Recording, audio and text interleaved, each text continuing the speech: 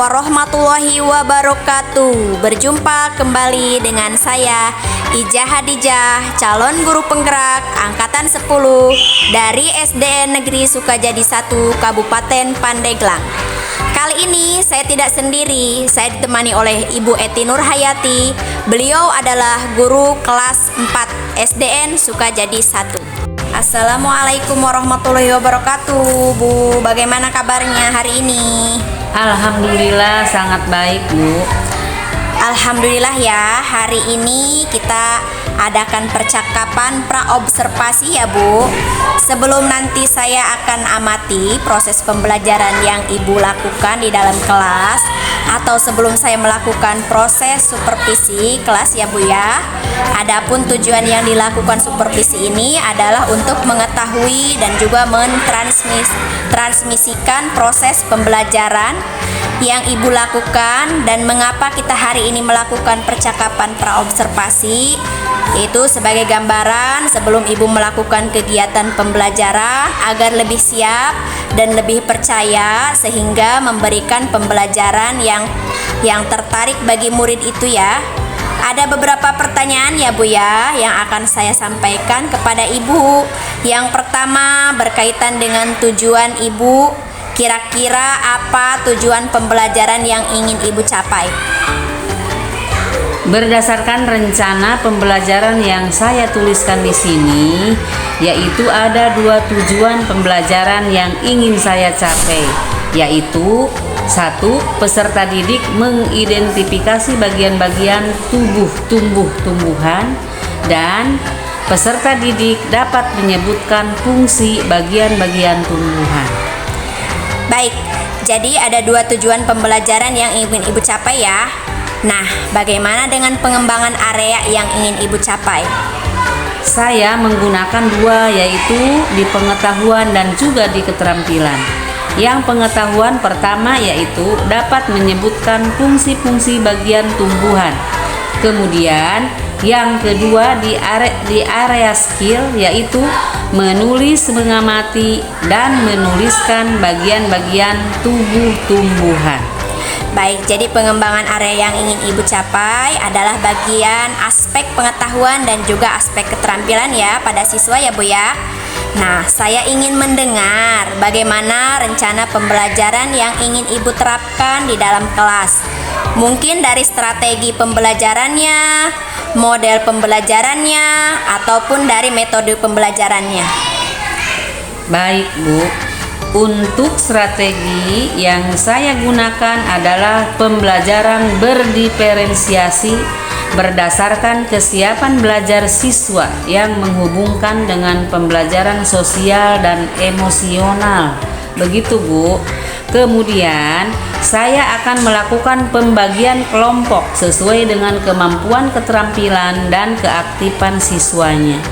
Untuk metodenya dan model pembelajaran, mungkin saya menggunakan blended learning, tanya jawab dan juga penugasan.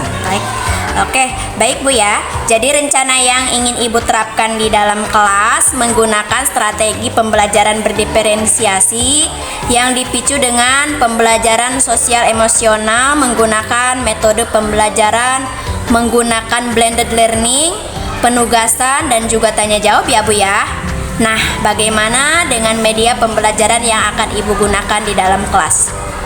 Ya, untuk media pembelajarannya mungkin saya akan menggunakan dan buku Lex LKV. Nah, kira-kira kapan nih Ibu akan melakukan kegiatan pembelajaran tersebut, di hari apa?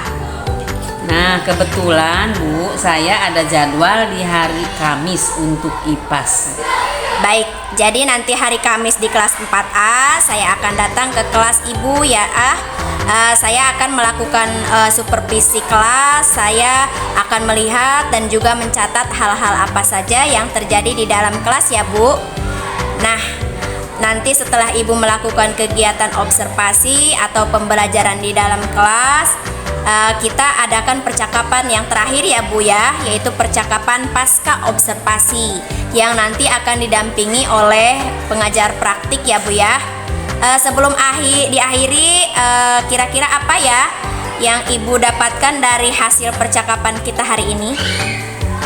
Saya mungkin mendapatkan gambaran ya media apa yang saya gunakan nanti, kemudian media apa yang saya gunakan nanti.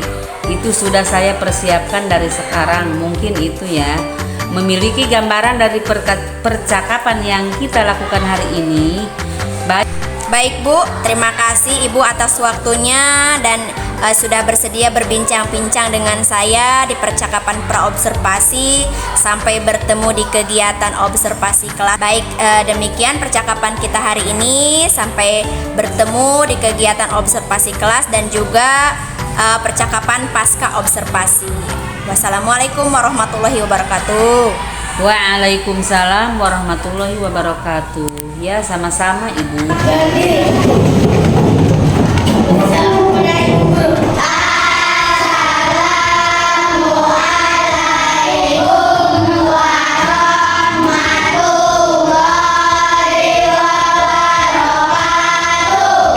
Waalaikumsalam warahmatullahi wabarakatuh.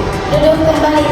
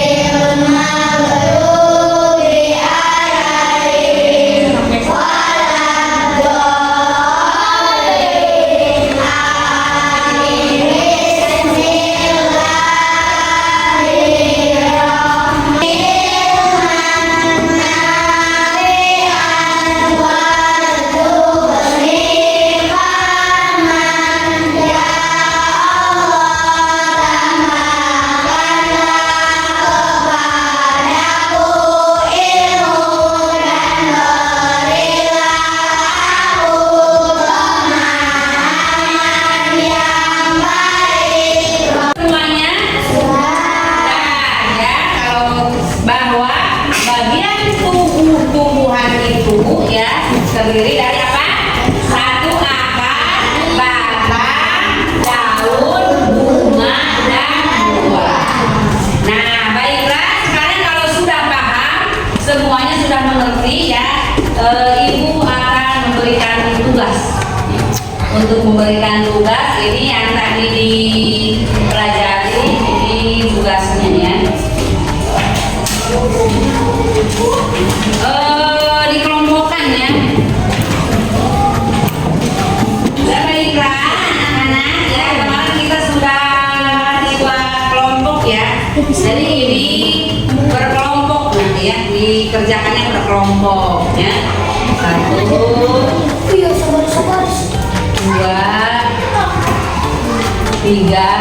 kelompok ya, sesuai dengan kemarin sudah dilakukan sesuai dengan kesiapan belajar anak yang belajar kalian.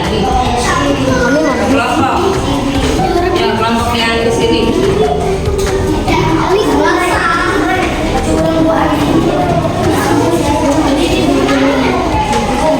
Oke, sekarang silakan kerjakan ya. Silakan. Ada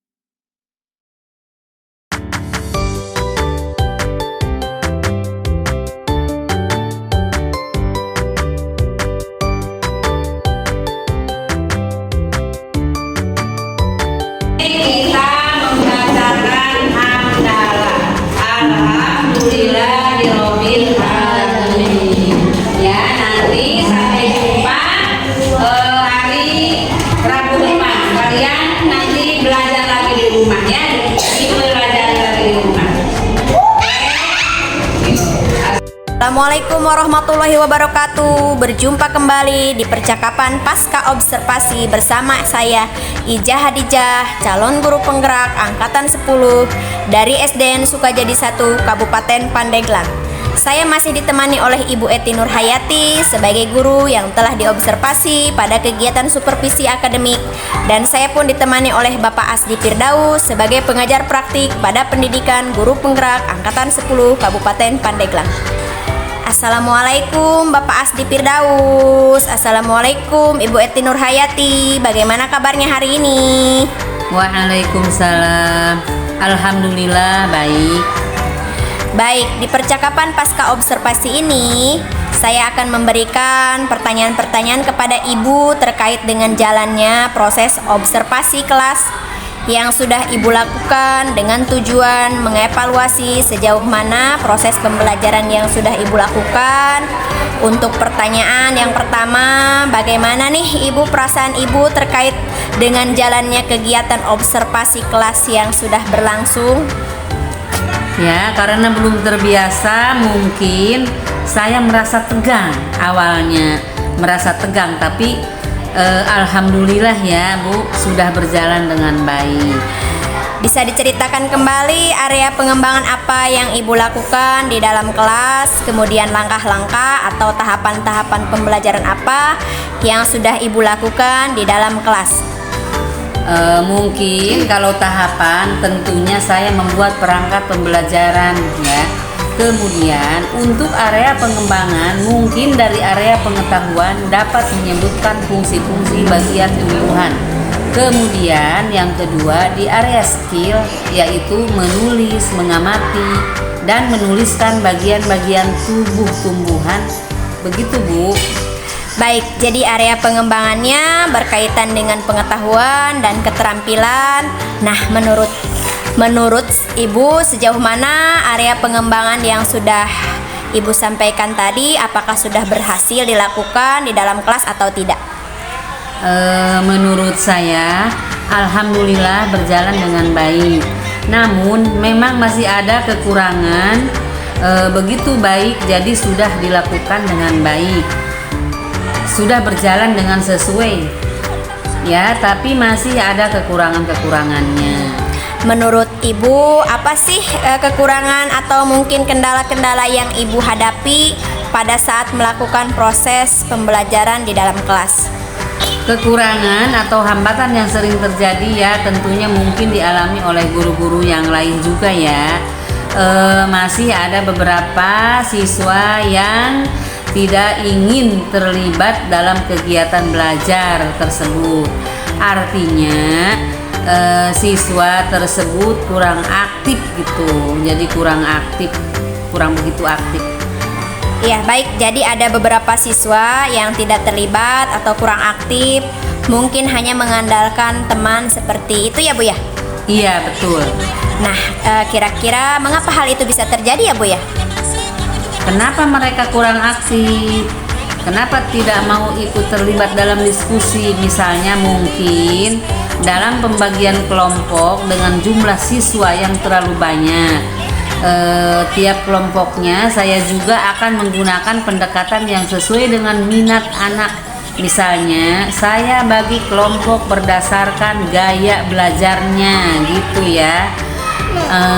Ada yang gaya belajarnya visual, auditori, dan kinestetik sehingga anak akan merasa lebih nyaman. Baik, jadi saya sesuaikan dengan kenyamanan anak tersebut. Mungkin saya melakukan pertanyaan kepada anak tersebut agar menyesuaikan dengan kegiatan yang ada di kelas. Gitu. Harus seperti apa? Baik, jadi itu adalah rencana ke depan ya. Pada saat nanti proses pembelajaran ke depan, Ibu nanti akan menyesuaikan dengan kenyamanan mereka menggunakan gaya belajar masing-masing.